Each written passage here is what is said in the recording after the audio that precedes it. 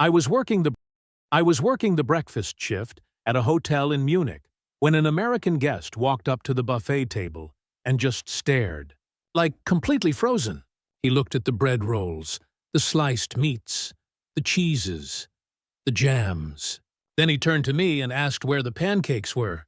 I told him we don't serve pancakes. He blinked twice and said, "But this is breakfast."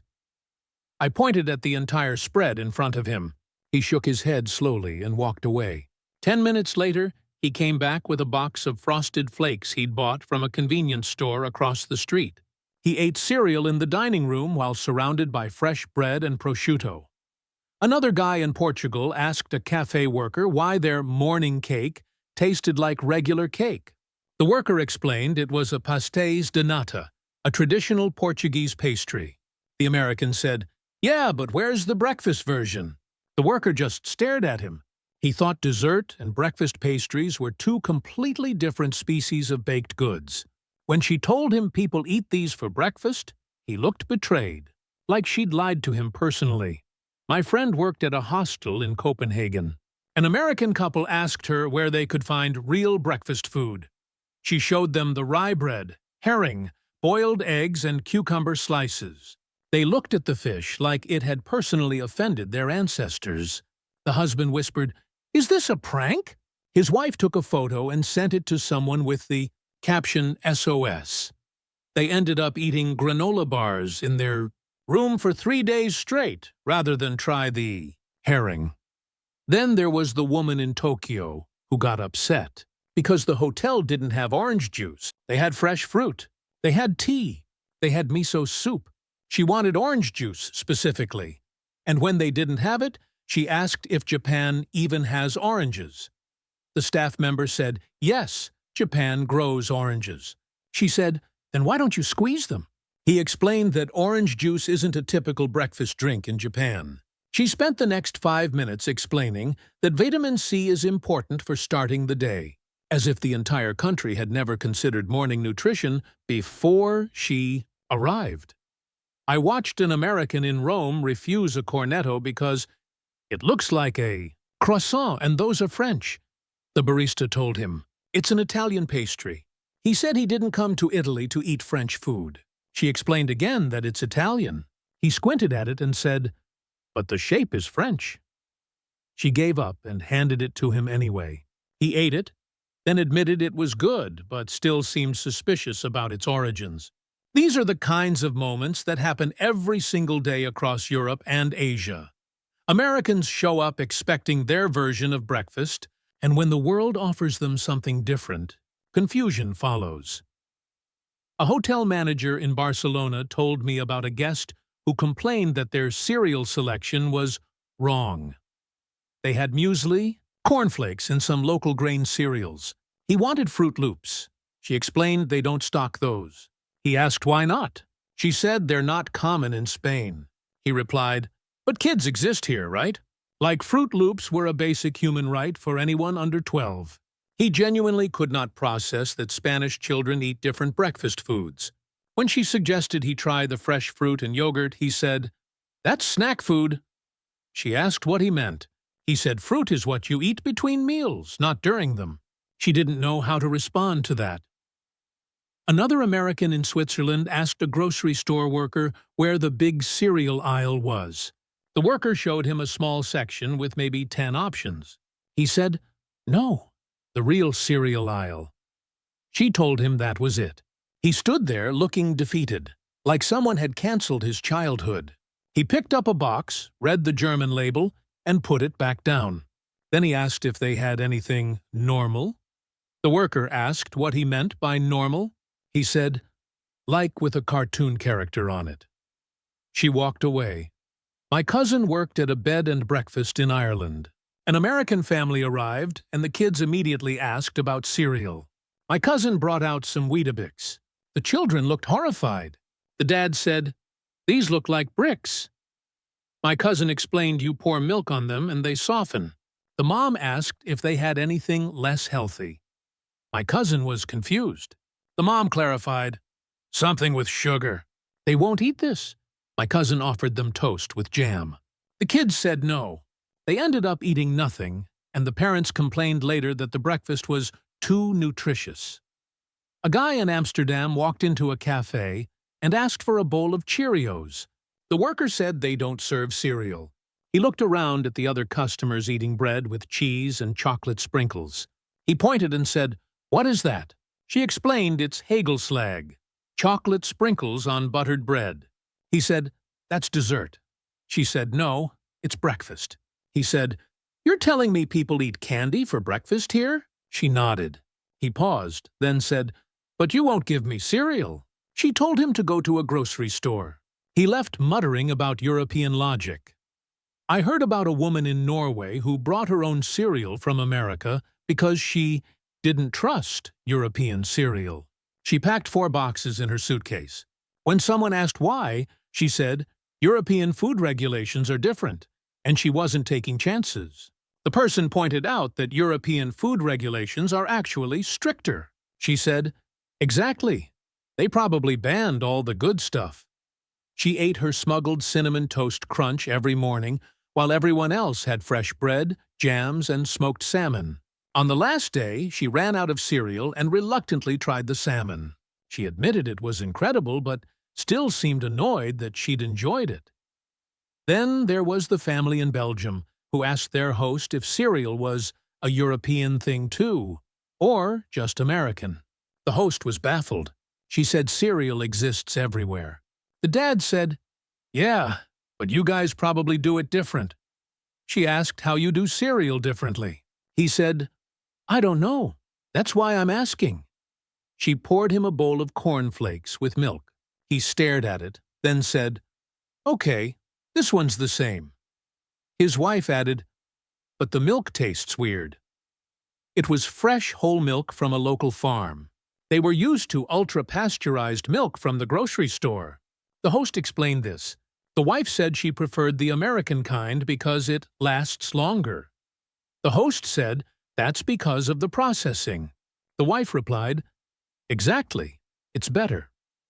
Nobody knew what to say after that. A college student in Prague told me his roommate from California had a meltdown over cereal prices.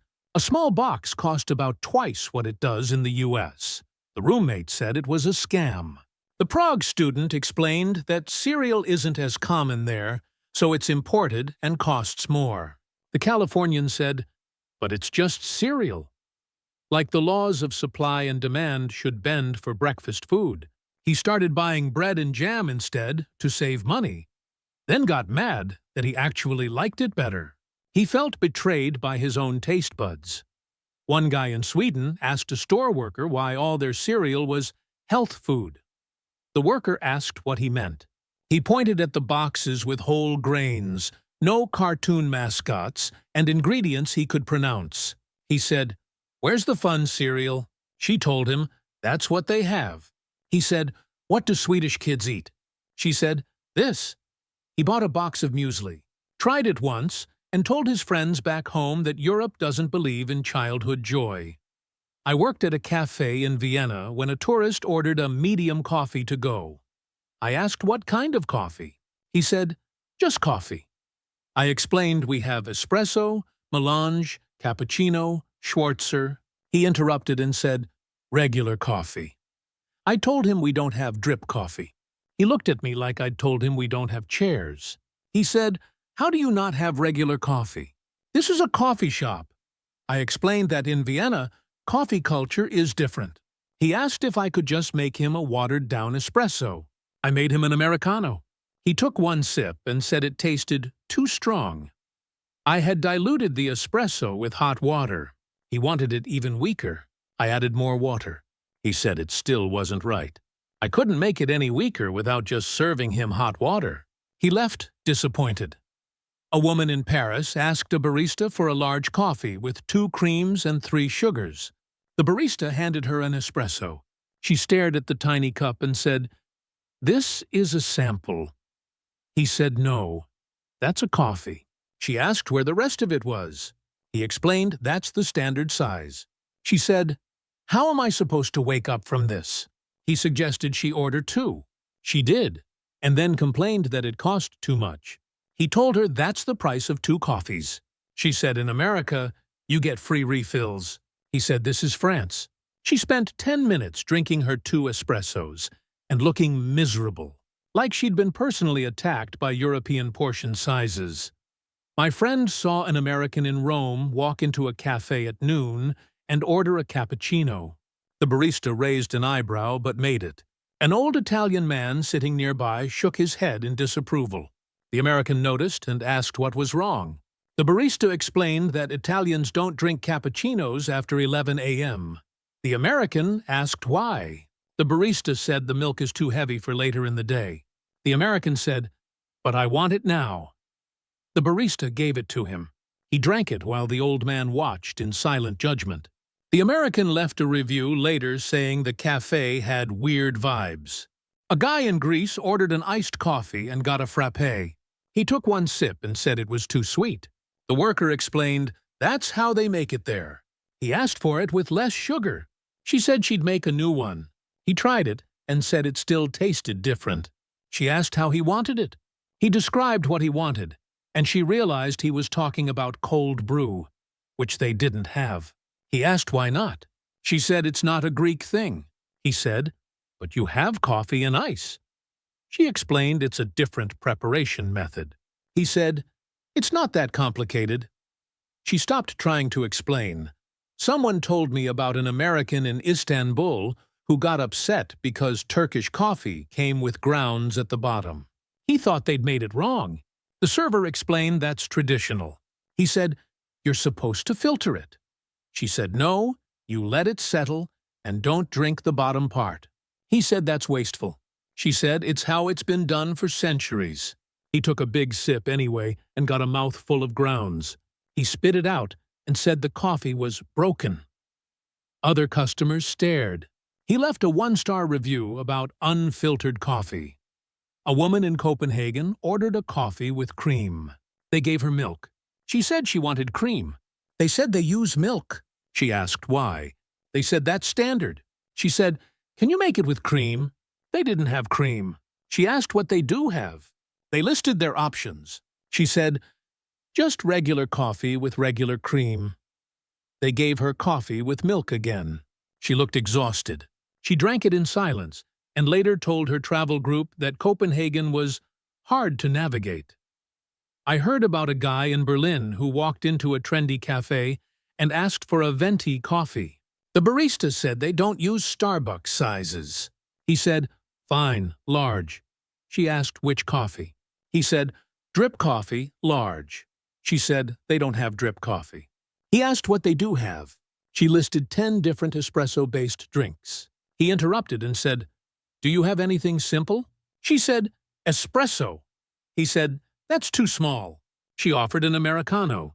He said that's not the same. She asked what the difference was. He couldn't explain it. He ended up ordering a latte, then complained it had too much milk. She asked why he ordered a latte. He said he didn't know what else to get. She sighed.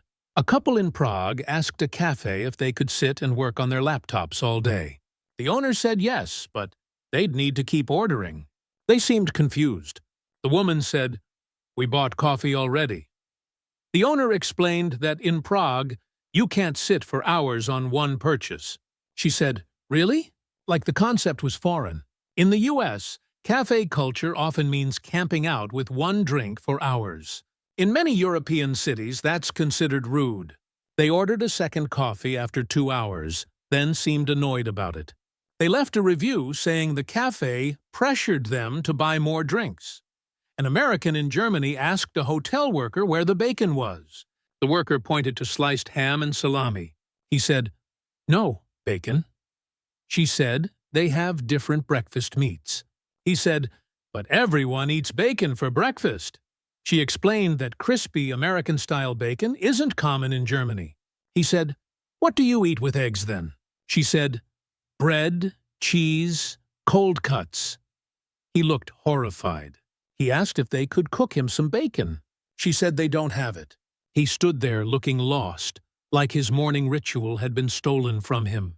He ended up eating a bread roll with cheese and complained the whole time. A woman in Amsterdam asked why all the meat at breakfast was lunch meat. The host explained It's standard breakfast food there. She said, but it's cold. The host said, yes, Dutch breakfast is mostly cold. She asked if they could heat it up. The host said they could, but that's not how it's typically eaten. She had them warm up the ham anyway. She took one bite and said it was weird warm. The host just nodded. The woman ate bread with jam instead, and later told her friends that the Netherlands doesn't do breakfast right. I knew someone who worked at a hostel in Prague. An American asked if they had sausage for breakfast. The worker brought out sliced kielbasa. The American said, I meant like breakfast sausage. The worker said, this is breakfast sausage. He said, no, the kind you eat with pancakes. She had no idea what he meant. He tried to describe it. She understood he wanted small, spiced pork links. She said they don't have those. He asked what Czech people eat for breakfast. She said bread, cheese, ham, sometimes eggs. He said, that's it? Like he'd discovered a nutritional tragedy. He ate his bread and cheese in silence. A guy in Sweden asked for bacon and got something that looked like thick Canadian bacon. He said it was wrong. The server said that's their bacon. He said, but it's not crispy. She said they don't make it crispy there. He asked why.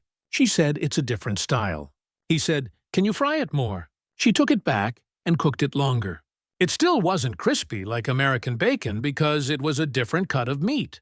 He ate it, but looked disappointed the entire time. He later posted on a travel forum that Sweden doesn't understand bacon. Someone told me about an American family in Austria who brought their own bacon from home. They packed it in their checked luggage with ice packs. When they arrived, it had partially thawed. They asked the hotel if they could refrigerate it. The staff was confused, but agreed. Every morning, the family cooked their American bacon in the shared kitchen while other guests ate the normal breakfast spread. The smell filled the entire floor. Other guests complained. The hotel asked them to stop. The family said they needed their bacon. The hotel didn't know how to respond. They compromised by asking the family to cook it earlier, before other guests woke up. A woman in Spain saw jamon serrano at breakfast and got excited. She thought it was prosciutto. She piled it high on her plate. Then she asked where the syrup was. The server was confused. She said, for the ham. The server said, they don't put syrup on ham. She said, really? The server asked why she would want syrup. She said, that's how you eat ham at breakfast. The server realized she was thinking of glazed holiday ham. She explained that this is cured ham, eaten on its own or with bread. The woman tried it plain and said it was too salty. She ended up not eating it. Later, she told someone that Spain wastes good ham by not cooking it properly. A guy in Poland asked why the breakfast meat was all cold. The host explained that Polish breakfast is traditionally cold cuts, bread, cheese, eggs. He said, what about hot breakfast? The host said they have scrambled eggs. He said, just eggs? She said yes. He looked confused. He asked what people eat on weekends. She said the same thing. He said, really? Like the concept of a consistent breakfast routine was alien. She explained that a big cooked breakfast isn't common in Poland. He said, that's sad. She disagreed, but didn't argue. He ate his eggs and cold cuts, but seemed to miss something the whole time. An American in France asked a baker if they had breakfast sausage. The baker said no. He asked what French people eat for protein at breakfast. The baker said, bread, butter, jam, croissants. He said, that's all carbs. She said, yes. He asked how they get protein. She said most people don't eat much protein at breakfast. He looked stunned. He said, what about energy? She said the carbs provide energy. He said, but protein keeps you full. She shrugged. He bought a croissant and ate it while looking skeptical. 2 hours later, he was hungry again. He felt vindicated, like he'd proven French breakfast was flawed. He didn't consider that French people might eat lunch earlier or have a mid-morning snack. I heard about a woman in Italy who asked why there was no sausage at the hotel breakfast. The manager explained Italian breakfast is light. Coffee, pastries, sometimes bread and jam. She said, "What about protein?" He said they have yogurt and cheese. She said, "I mean real protein." He didn't know what she meant by real. She clarified, "Meat." He said Italians don't typically eat meat at breakfast. She said, "How do you survive the morning?" He said, "We eat lunch at noon." She looked at him like he'd revealed a secret conspiracy. She ate a cornetto and remained skeptical of Italian nutritional choices for the rest of her trip. I was working at a train station cafe in Brussels when an American asked if we had normal breakfast. I asked what he meant. He said, "You know, eggs, bacon, toast." I told him we have croissants and pain au chocolat. He said, "For breakfast?" I said, "Yes." He said, "Those are dessert." I said, "In Belgium, they're breakfast." He stared at the pastry display for a full minute. Then he said, "Fine, I'll have a croissant." He ate it standing up, looking around like someone might judge him. When he finished, he said, "That was actually really good." I said, "I know." He said, "Why don't we do this in America?" I told him America has its own breakfast culture. He said, "Yeah, but this is better." I didn't disagree. The thing about breakfast is that it's one of the most culturally specific meals. Everyone thinks their version is normal and everyone else's is weird. Americans grow up with pancakes, bacon, eggs, and cereal.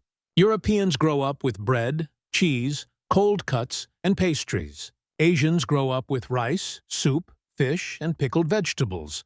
Nobody's wrong. But when you travel, you have to accept that your version of normal doesn't apply everywhere.